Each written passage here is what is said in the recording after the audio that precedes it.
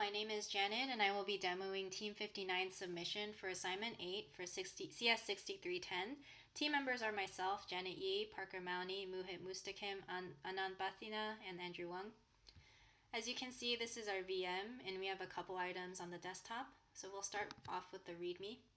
You can see there are instructions on how to run the application.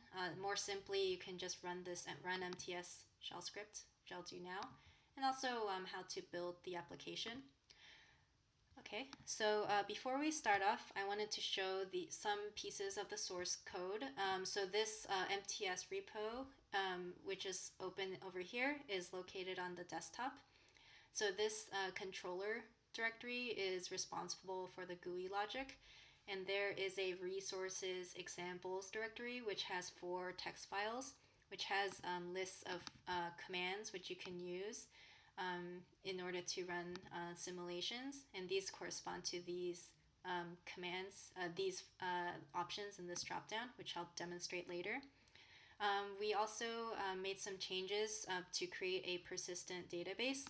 So I'll go ahead and show some changes now. So we converted the views of the original schema into tables, as you can see here.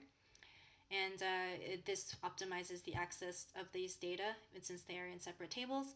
We also added a new table called writer, and we also added indices to optimize performance when these tables are accessed, so that there are indices in the writer table and the routes table. So I'll go ahead and run a sample query here.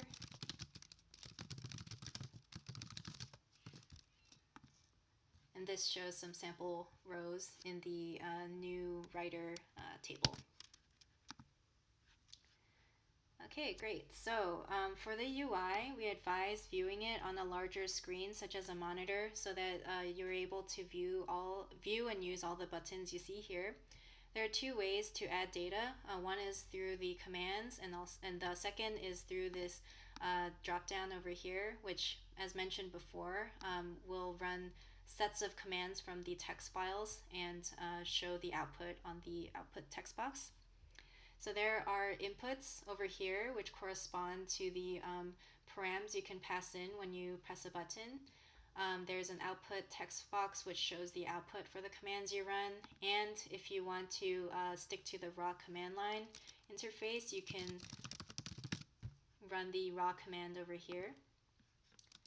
And if you want to revert back to the basic terminal application, it also shows over here as well if you quit the GUI.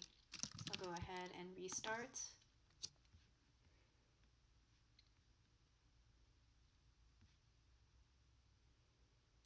So our application also has some good validation logic built in.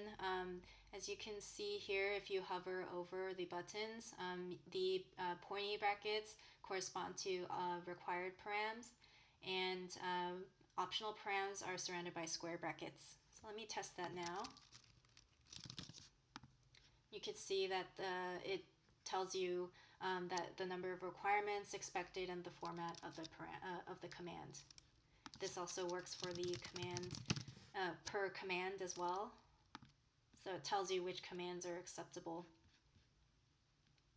So for the 4 categories for the add writers command, let me actually set that up real quick. So we have this upload real data, which will populate the database. And let me just print the system report real quick. So as you can see, the upload real data command also writes to the new writers table. Okay, so let me try testing the add writer command here. I'm going to enter in the source and destination stop. Great, so you can see that a writer is created, and this is also reflected in the terminal window. And you can see that which bus they'll be writing. And behind the scenes, this writer is added to the queue for the stop that they are starting at, which is the source stop. So for the traffic factor, there are travel distance calculators for both the rail and bus systems, And for the rail system, it's constant, it's just one. But for the bus system, it depends on the time of day, and there are 4 different levels. So I can demonstrate that here by inputting this list of bus system commands. Let me try clearing.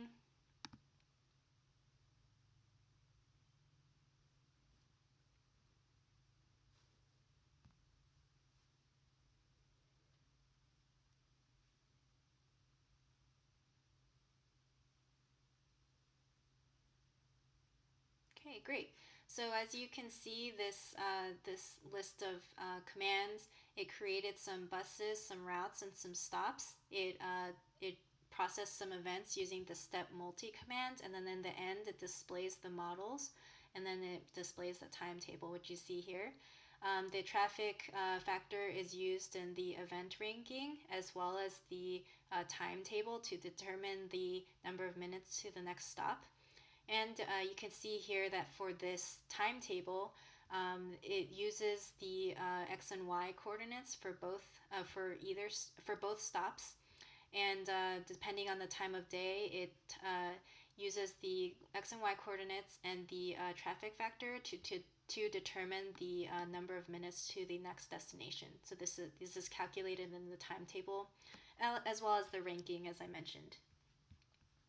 For the rail system, as you can see, all the commands, well, not all the commands, but almost all of them, figure in, you can input the travel system that you want to make the change for. So you can see an add bus here, add vehicle command here.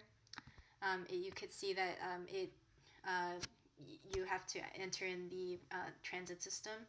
And you can see in this display model, it shows that there is both a bus and rail system in this application.